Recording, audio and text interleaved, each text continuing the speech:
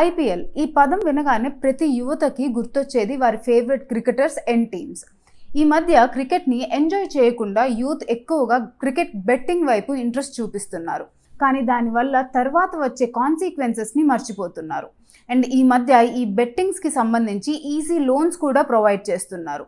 ఎంతోమంది యూత్ అలా లోన్స్ తీసుకొని అవి కట్టలేక ఆత్మహత్యలు చేసుకుంటున్నారు. ఇంకా వాళ్ళ ఎడ్యుకేషన్కి దూరం అయిపోతున్నారు. అసలు ఇండియాలో బెట్టింగ్ అనేది ఇల్లీగల్. మన గవర్నమెంట్ ఎన్నో నియమాలు నిబంధనలు విధించినప్పటికీ కొన్ని ఇంటర్నేషనల్ బెట్టింగ్ ప్లాట్ఫామ్స్ ద్వారా మరియు లోకల్ బెట్టింగ్ యాప్స్ ద్వారా సుమారు 140 మిలియన్ పీపుల్ పార్టిసిపేట్ చేస్తున్నారు.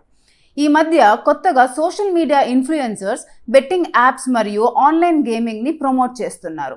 మన స్టైలిష్ స్టార్ అల్లు అర్జున్ గారి జులై మూవీ చూసే ఉంటారు కదా, బెట్టింగ్ పేరుతో ఎలా మోసాలు జరుగుతాయో. So try not to fall into that trap and save your lifes and be a responsible human being.